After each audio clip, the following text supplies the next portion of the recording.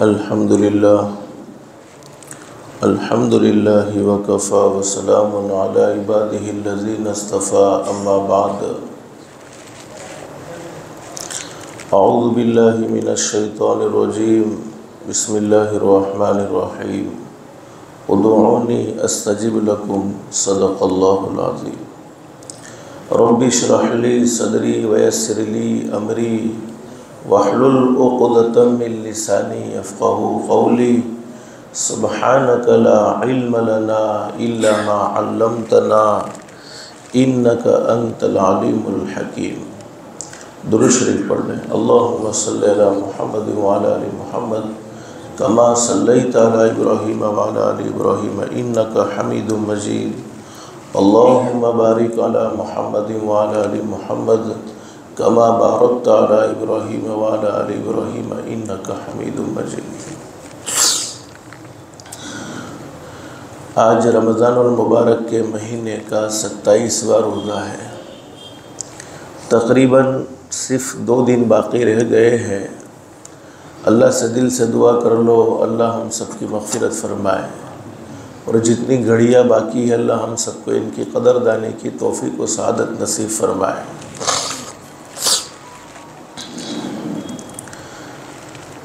بہت سے احباب کل رات کو جاگے ہوں گے، ماشاءاللہ عبادت میں مصروف ہوئے ہوں گے، اس کا اثر آج نظر آ رہا ہے۔ اس لیے کوئی لمبی چوڑی بات نہیں، لیکن پھر بھی ہمارا سلسلہ صرف کل کا دن آخری دن ہے۔ اللہ سے دل سے دعا کر لو جتنا ہم نے سنا ہے اللہ ہم سب کو عمل کی توفیق نصیب فرمائے۔ لیکن گزشتہ کل میں نے آپ کے سامنے ذکر کیا تھا کہ حضرت اقدس نبی کریم صلی اللہ علیہ وسلم نے اپنی امت کو جو دعائیں بتلائی ہے، اگر کوئی اللہ کا بندہ یقین کے ساتھ ان دعاؤں کا اہتمام کرے، اللہ کی ذات عالی سے امید ہے اسے کسی تعویذ والے باپو کے محتاج ہونے کی بولو ضرورت نہیں ہے۔ اور ہمارا عقیدہ ہے اسباب کے طور پر دوائی کو اختیار کیا جا سکتا ہے، لیکن بار بار اسے ڈاکٹروں کے دھکے کھانے کی بھی بولو ضرورت پیش نہیں آئے گی۔ ہر انسان اپنی زندگی میں خوشیاں چاہتا ہے، کوئی انسان پریشان رہنا بولو اپنی زندگی میں نہیں چاہتا۔ ہر انسان اپنے دل کا سکون چاہتا ہے، کوئی انسان ایسا نہیں چاہتا کہ میرا دل بے چین ہو، بے قرار ہو۔ اور ہر انسان کی یہ چاہت ہوتی ہے کہ میرا ہر آنے والا دن جانے والے دنوں سے بہتر ہونا چاہیے۔ ہم اپنی زبان میں یہ بات کہتے بھی ہے، آوا واڑا دیوسو جوا واڑا دیوسو تھی سارا ہوا جو یہ۔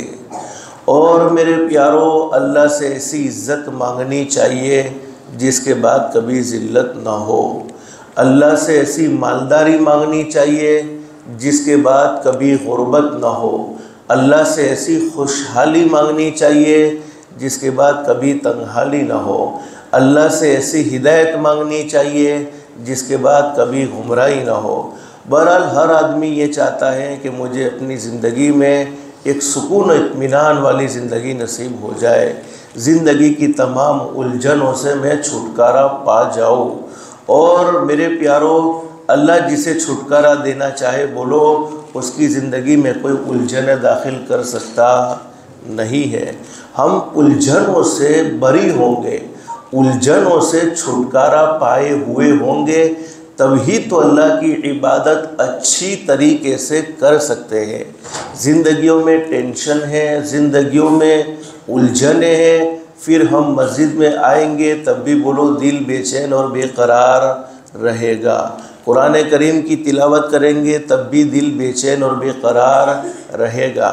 لیکن آج کی اس مجلس میں آپ کو ایک ایسی پاورفل دعا اور ایسا پاورفل خزانہ دینا چاہتا ہوں کہ اگر ہم نے اپنی زندگی میں اس کو اپنا لیا، اللہ کی ذات علی سے امید ہے پھر زندگی میں کسی الجھن کا ہمیں سامنا نہیں کرنا پڑے گا۔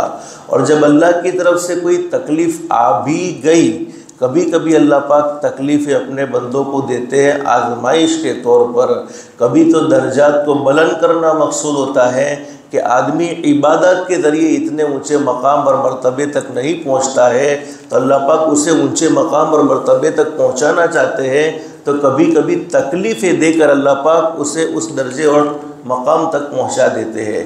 کبھی کبھی زندگی میں کچھ گناہ ایسے ہو جاتے ہیں، ہمارا پیدا کرنے والا اللہ چاہتا ہے کہ میرا بندہ گنہگار ہو کر دنیا سے نہ آئے، میرا بندہ پاک صاف ہو جائے۔ ہم گناہ کرتے ہیں، اللہ کے سامنے معافی نہیں مانگتے ہیں، تو کبھی کبھی اللہ پاک تکلیفوں کو دے کر گناہوں کو اپنے فضل و کرم سے معاف فرما دیتے ہیں۔ ترمذی شریف میں حدیث موجود ہے، رمضان المبارک کا مہینہ میرے پیارو، اللہ سے دل سے دعا کر لو اللہ ہر ایک کو مدینۃ المنورہ کی حاضری نصیب فرمائے۔ اللہ کے لیے کوئی مشکل نہیں ہے، ہم سب اپنے لیے مشکل سمجھتے ہیں، لیکن ہمارا پیدا کرنے والا اللہ چاہے تو اللہ کے لیے بولو کوئی مشکل نہیں ہے۔ اللہ پاک مال کا محتاج نہیں ہے۔ حضرت شیخ سعدی رحمۃ اللہ علیہ نے بڑی زبردست بات لکھی ہے، فرماتے ہیں کہ ایک کیڑی، ایک چونٹی کے دل میں یہ تمنا ہو گئی کہ میں بیت اللہ کو دیکھنا چاہتی ہوں۔ اب یہ بات یاد رکھو میرے پیارو، ہر مخلوق اللہ کو یاد کرتی ہے، ہر مخلوق اللہ کا ذکر کرتی ہے، ہر مخلوق اللہ سے ڈرتی ہے۔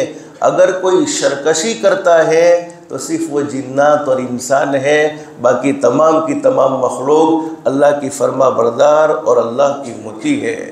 تو فرماتے ہیں شیخ سعدی رحمۃ اللہ علیہ نے لکھا ہے کہ کیڑی کے دل میں یہ تمنا ہو گئی کہ میں بیت اللہ جانا چاہتی ہوں، بیت اللہ کا دیدار کرنا چاہتی ہوں۔ اللہ پاک نے اس کے لیے فلائٹ کا انتظام کیا۔ کون سی فلائٹ؟ کبوتر کو بھیجا، اور بہت سے احباب حرم میں گئے ہیں، ان کو شاید کوئی اور پرندہ نظر آیا ہو نہ آیا ہو، لیکن کبوتر انہیں دیکھنے کو ضرور ملتے ہیں، بلکہ بہت سی مرتبہ اپنے پیسے سے دانے خرید کر کبوتروں کو کھلائے جاتے ہیں۔ یعنی حرم مکہ اور حرم مدینہ میں سب سے زیادہ اگر کوئی پرندہ دیکھنے کو ملا ہوگا تو کبوتر ہی دیکھنے کو آتا ہے۔ اب حضرت شیخ سعدی رحمۃ اللہ علیہ فرماتے کبوتر کا اس کے لیے انتظام کر دیا گیا، اور چونٹی کے دل میں بات ڈالی کہ تو کبوتر پر سوار ہو جا، اور کبوتر نے چونٹی کو حرم مکہ میں پہنچا دیا۔ تو جب ایک چونٹی کی تمنا کو اللہ پاک پوری کر سکتا ہے، ہم تو اشرف المخلوقات ہیں، مخلوقات میں سب سے بہترین مخلوق اللہ پاک نے انسان کو بنایا ہے۔ فرسٹ نمبر ہمارا ہے، سیکنڈ نمبر فرشتوں کا ہے، فرسٹ نمبر بولو کس کا ہے؟ ہمارا ہے۔ تو کیا اللہ ہماری چاہت کو پورا نہیں کرے گا؟ ضرور پورا کرے گا۔ شرط یہ ہے کہ دل میں سچی طلب ہونی چاہیے، اور دل میں ایک سچا داعیہ ہونا چاہیے، تو اللہ پاک اس بندے کی طلب کو ضرور پورا فرماتے ہیں۔ مدینۃ المنورہ، اللہ ہر ایک کو حاضری نصیب فرمائے۔ پھر کہہ دو ایک مرتبہ آمین۔ اللہ کے لیے کوئی مشکل نہیں ہے، اخلاص کے ساتھ، للہیت کے ساتھ، ادب کے ساتھ جانا اللہ ہر ایک کا مقدر بنائے۔ مدینۃ المنورہ میں ایک صحابی سخت بیمار، ترمذی شریف میں یہ حدیث موجود ہے، اور بیماری اس درجے کی کہ کھڑے ہونے کی بولو طاقت نہیں ہے، بیٹھنے کی طاقت نہیں ہے، چلنے کی طاقت نہیں ہے، بلکہ ان کا پورا جسم ہڈیوں کا ڈھانچہ بن چکا ہے۔ جسم پر گوشت نظر آتا نہیں ہے، پورا بدن سوکھ چکا ہے، اور اتنی کمزوری آ گئی ہے کہ نہ کھڑے ہو سکتے ہیں نہ بیٹھ سکتے ہیں۔ اور میرے پیارو، جب ہم ہمارے نبی حضرت محمد رسول اللہ صلی اللہ علیہ وسلم کی مبارک زندگی کو پڑھیں گے اور زندگی کو سنیں گے، سیرت کا مطالعہ ضرور کرنا چاہیے۔ اللہ نے اگر موقع دیا ہے، اب تو اللہ پاک نے اتنی آسانیاں فرما دی ہے کہ گجراتی میں بھی ہمارے علماء کرام نے ساری کتابیں لکھ کر ہمارے درمیان میں پیش کر دی ہے، لیکن ہمیں اخبار پڑھنے کی تو فرصت ملتی ہے، قرآن کریم کا ترجمہ پڑھنے کی بولو فرصت ملتی نہیں ہے، سیرت کی کتابیں پڑھنے کی فرصت ملتی نہیں ہے۔ حضرت نبی کریم صلی اللہ علیہ وسلم کی مبارک زندگی کو پڑھنا چاہیے، جس کے نتیجے میں ہمارے دلوں میں اللہ کے نبی کی محبت بھی پیدا ہوگی، اور اللہ کے نبی کی زندگی کے مطابق زندگی بنانا اللہ پاک آسان فرما دیں گے۔ حضرت اقدس نبی کریم صلی اللہ علیہ وسلم کی مبارک زندگی کو ہم پڑھیں گے اور سنیں گے تو یہ فیصلہ کرنے پر مجبور ہوں گے، ہمارے ماں باپ سے بھی زیادہ اگر ہم سے کوئی محبت کرنے والا تھا تو وہ لوگ کون؟ ہمارے آقا تاجدار مدینہ محمد الرسول اللہ صلی اللہ علیہ وسلم کی ذات اقدس ہے۔ ایک ماں کو اپنے دودھ پیتے بچے سے جتنی محبت ہوتی ہے، اس سے کئی گنا زیادہ محبت ہمارے نبی حضرت محمد الرسول اللہ صلی اللہ علیہ وسلم کو اپنے امتی سے ہے۔ اب ہمارے نبی کو خبر ملی کہ مدینہ المنورہ میں ایک صحابی سخت بیمار، ہمارے نبی اس صحابی کی خیر خیریت کو معلوم کرنے کے لیے تشریف لائے، صحابی کا حال معلوم کرنے کے لیے تشریف لائے۔ اور میں نے آپ کو بتلایا نا، بیماری بولو کس کی طرف سے آتی ہے؟ اللہ کی طرف سے آتی ہے۔ حدیث شریف میں فرمایا نبی کریم صلی اللہ علیہ وسلم نے 4 آدمی ایسے ہیں جو اپنے زندگی کے اعمال نئے سرے سے شروع کرے، یعنی ان کی شروعات نئے سرے سے ہونی چاہیے۔ نمبر 1، مریض جب تندرست ہو جاتا ہے، یعنی جب بیمار کو اللہ پاک صحت دے دیتے ہیں، اس کی زندگی کے تمام گناہ معاف ہو گئے، اب زندگی میں بولو کوئی گناہ باقی رہتا نہیں ہے۔ مشرک جب مسلمان ہوتا ہے، ایمان و اخلاص کے ساتھ جمعہ پڑھ کر لوٹنے والا، ایمان دل میں ایمان بھی ہے اور اللہ کے لیے جمعہ پڑھنے والا بھی گناہوں سے ایسا پاک اور صاف ہو جاتا ہے جس کی بولو زندگی میں پھر کوئی گناہ باقی رہتا نہیں ہے۔ اور حلال کمائی سے حج کرنے والا، جس کو اللہ پاک نے مال و دولت عطا فرمایا ہے اور وہ حج کے لیے گیا، اب حج میں جب واپس حج سے آیا ہے، اس کی ذمہ بولو کوئی گناہ باقی رہا نہیں ہے، اب اس کو اپنی زندگی کی شروعات نئے سرے سے کرنی چاہیے۔ اور حضرت اقدس نبی کریم صلی اللہ علیہ وسلم کا ارشاد عالی ہے، 3 چیزیں بھلائی کے خزانوں میں سے ہیں۔ جب اللہ کی طرف سے بیماری آ جائے تو بیماری کا شکوہ نہیں ہونا چاہیے۔ فریاد کس سے کرنی چاہیے بولو؟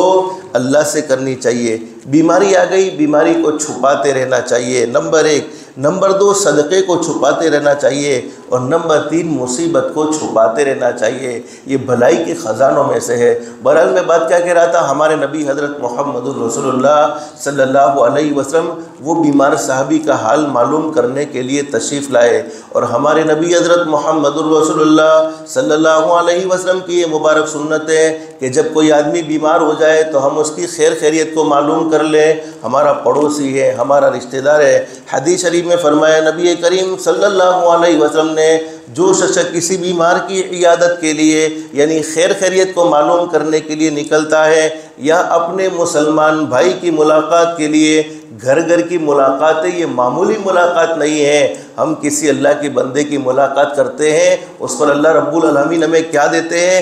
حدیث شریف میں فرمایا نبی کریم صلی اللہ علیہ وسلم نے، جب میرا کوئی امتی کسی بیمار کی عیادت کے لیے یا اپنے مسلمان بھائی کی ملاقات کے لیے نکلتا ہے، اللہ رب العالمین اس کے پیچھے ایک فرشتہ لگا دیتے ہیں، اور وہ فرشتہ پکار کر کہتے ہیں، تم کتنے برکت والے ہو، تم کتنے بابرکت ہو، اور تمہارا چلنا کتنا بابرکت ہے، یقیناً پکی بات ہے تم نے اپنا ٹھکانہ جنت میں بنا لیا۔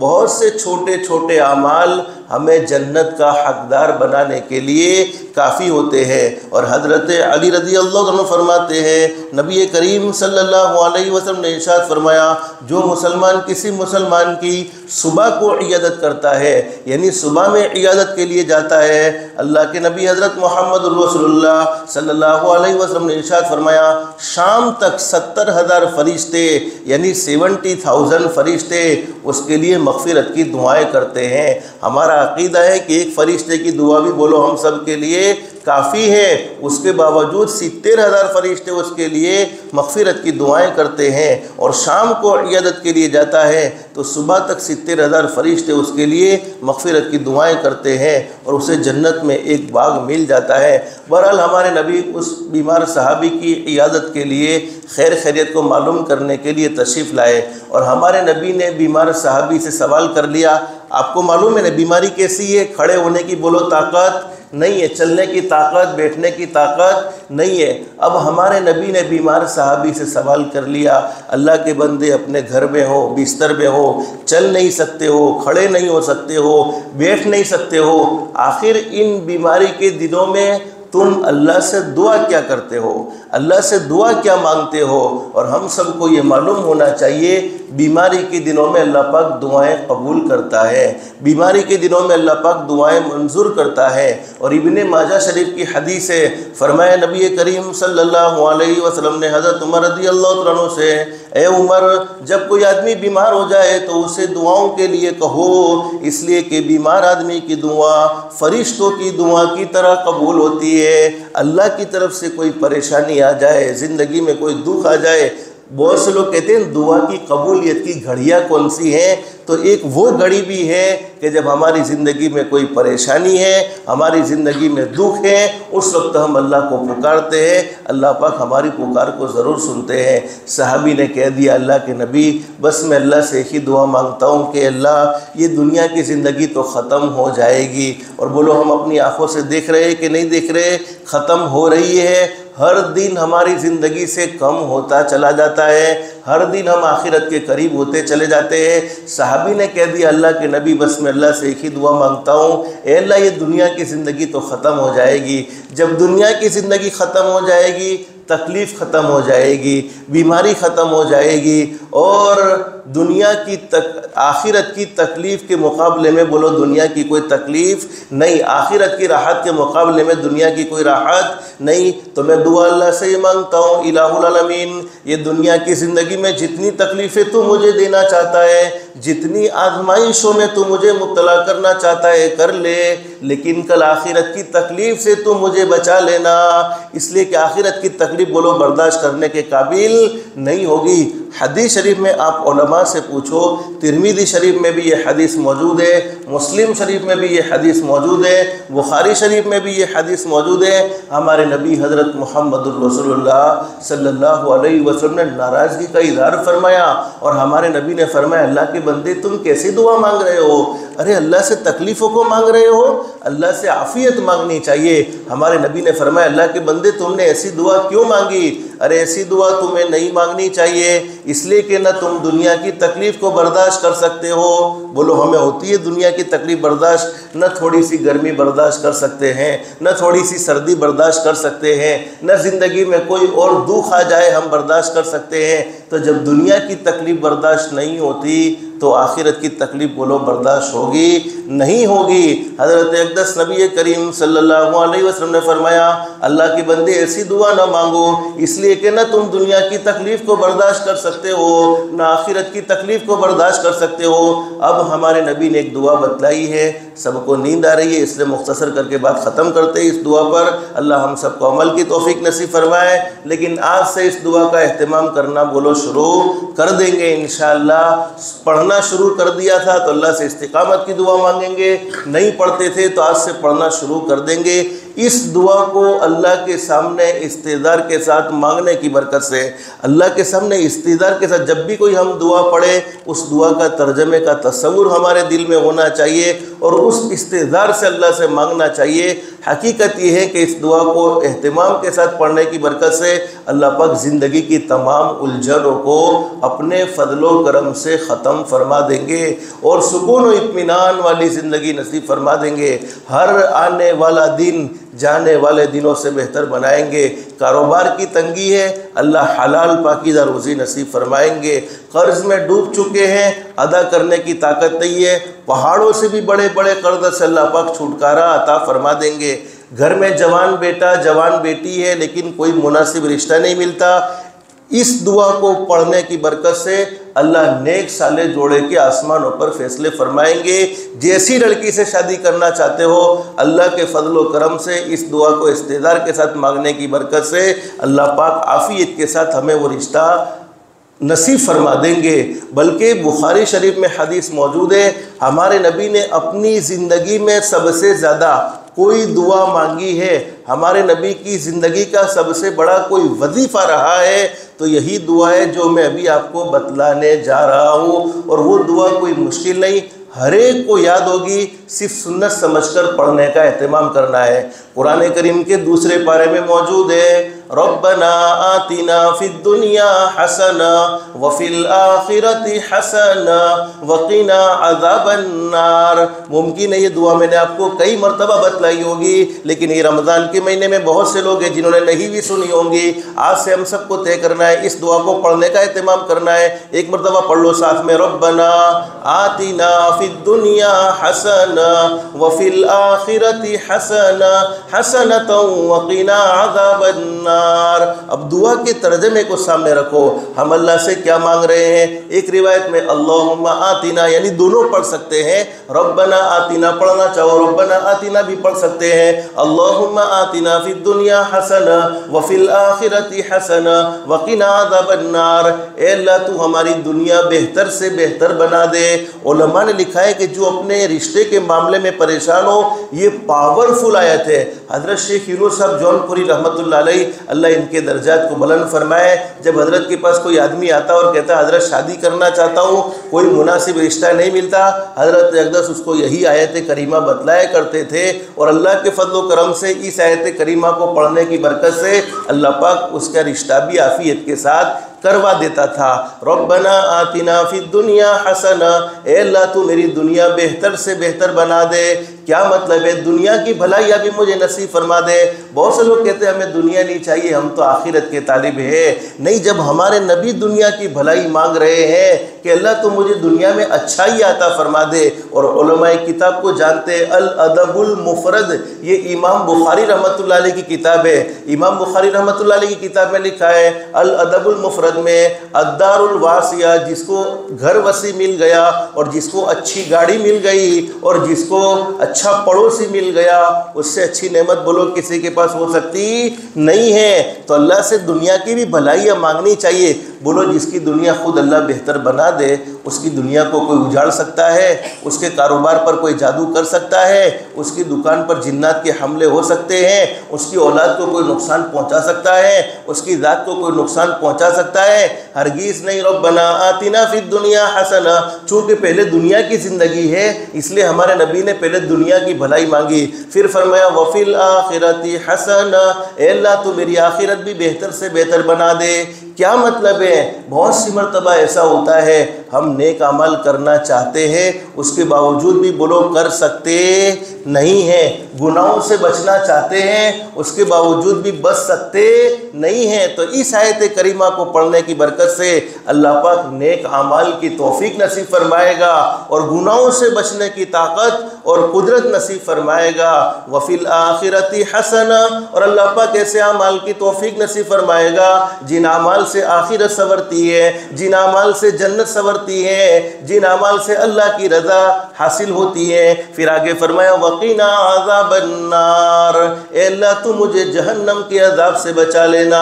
حدیث شریف میں موجود ہے، حدیث کے بیان کرنے والے حضرت انس رضی اللہ عنہ فرماتے ہیں نبی کریم صلی اللہ علیہ وسلم نے وہ بیمار صحابی کو یہ دعا پڑھنے کو کہا، بیمار صحابی نے اس دعا کو پڑھنے کا اہتمام کر دیا۔ کون سی دعا؟ بولو ربنا آتنا فی الدنیا حسنہ حسنۃ وفی الآخرۃ حسنہ وقنا عذاب النار۔ صحابی نے کچھ ہی دن پڑھی ہوگی، حضرت اقدس نبی کریم صلی اللہ علیہ وسلم کے صحابی حضرت انس رضی اللہ عنہ فرماتے ہیں اللہ پاک نے صحابی کو مکمل شفا نصیب فرما دی، مکمل تندرستی نصیب فرما دی، اور بدن کی کمزوری کو بھی دور فرما دیا، اور اللہ پاک نے مضبوط بنا دیا۔